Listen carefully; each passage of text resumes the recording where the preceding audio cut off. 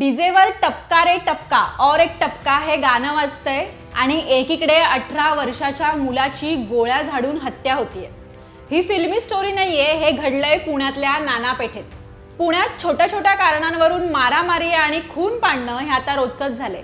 पण पुणे आता हादरलंय, त्याचं कारण आहे की सख्या भाच्याचीच हत्या करण्यात आली। 12वीत शिकणाऱ्या 18 वर्षाच्या आयुष कोमकरची हत्या झाली आणि ती हत्या केली ती म्हणजे कुटुंबानेच।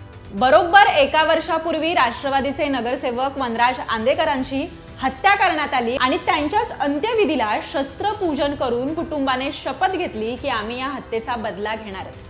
आयुषचे वडील गणेश कोमकर यांनी सख्या दाजीला म्हणजेच वनराज आंदेकरांना मारलं होतं। त्यांचा 18 वर्षाचा मुलगा जो होता, जो 12वीत शिकत होता, तो क्लासवरून परतला आणि बेसमेंट जवळ होता, त्याच्यावर धडधड गोळ्या झाडल्या आणि त्याला जागीच संपवण्यात आलं। एकीकडे डीजेवर गाणंही वाजत होतं आणि एकीकडे आयुष हा शेवटचा घटका मोजत होता। दुकानाचा वाद, हत्या आणि परत आता हत्येचा बदला, अशी ही फिल्मी स्टोरी आहे। नेमका हा वाद कुठून सुरू झाला ते आपण या व्हिडिओत पाहू। ह्या खुनाचं मूळ आहे दोन कुटुंबातल्या टोळी युद्धात। आंदेकर कुटुंबातली मुलगी लग्न करून कोमकर कुटुंबात दिली होती। आंदेकरांचे काका उदयकांत आंदेकर यांनी कोमकर कुटुंबाला दुकान चालवायला दिलं होतं। चालवायला दिलेलं दुकान पुणे मनपानं अतिक्रमण कारवाईत पाडलं। या दुकानावरूनच आंदेकर आणि कोमकर कुटुंबात वाद निर्माण झाला।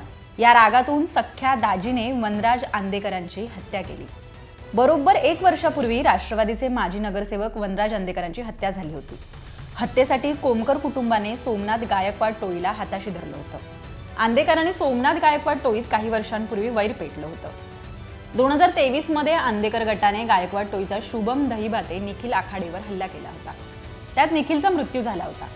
त्याचा बदला घेण्यासाठी गायकवाड टोळी टपून बसली होती। याचाच फायदा घेत कोमकरने सोमनाथ गायकवाडला वनराज आंदेकरांच्या हत्येची सुपारी दिली। आयुषचे वडील गणेश कोमकर हे वनराज आंदेकरांच्या हत्या प्रकरणातील मुख्य आरोपी आहेत। हत्येचा बदला म्हणून आरोपीच्या मुलाला म्हणजेच आयुषला संपवण्यात आलं आणि हा बदला घेण्यात आला। 1 वर्षापूर्वी ज्या ठिकाणी राष्ट्रवादीच्या नगरसेवकाची हत्या झाली होती, त्याच ठिकाणी बदला म्हणून 20 वर्षाच्या भाच्याला गोळ्या घालून संपवण्यात आलं। गणेश कोमकर आणि संजीवनी कोमकर हे दोघेही वनराज आंदेकर हत्या प्रकरणी मुख्य आरोपी आहेत। वनराज आंदेकरांच्या हत्येचा बदला घेण्यासाठीच आयुष कोमकरला मारलं हे तपासात स्पष्ट झाले। आयुष कोमकरच्या हत्या प्रकरणात गणेश कोमकर, संजीवनी कोमकर, जयंत कोमकर आणि इतरांसह 21 आरोपींना अटक करण्यात आली आहे। ज्या आयुष कोमकरचा आंदेकर कुटुंबाने जीव घेतला त्याचा या हत्या प्रकरणाशी कोणताही संबंध नव्हता। बदल्याच्या भावनेतून त्याच्यावर गोळ्या झाडण्यात आल्या।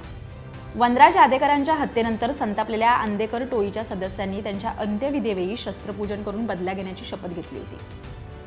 त्याचाच प्लॅन आखला आणि 18 वर्षाच्या आयुष कोमकरला संपवण्यात आलं। दुकानाच्या वादातून सख्या दाजीचा जीव घेणं हे योग्य आहे का? तर ते खरंच नाही। पण एखाद्याने आपल्या माणसाला संपवलं म्हणून त्याच्या हत्येचा बदला म्हणून सख्या भाच्याला संपवणं हे योग्य आहे का? तर तेही योग्य नाही। पण याच्यामुळे फक्त माणसं संपत नाहीयेत, तर अख्खेच्या अख्खे कुटुंब उद्ध्वस्त होतात। परिणामी विश्वास उडतोय तो जवळच्या नात्यांवरचा आणि खऱ्या अर्थाने खून पडतोय तो माणुसकीचा।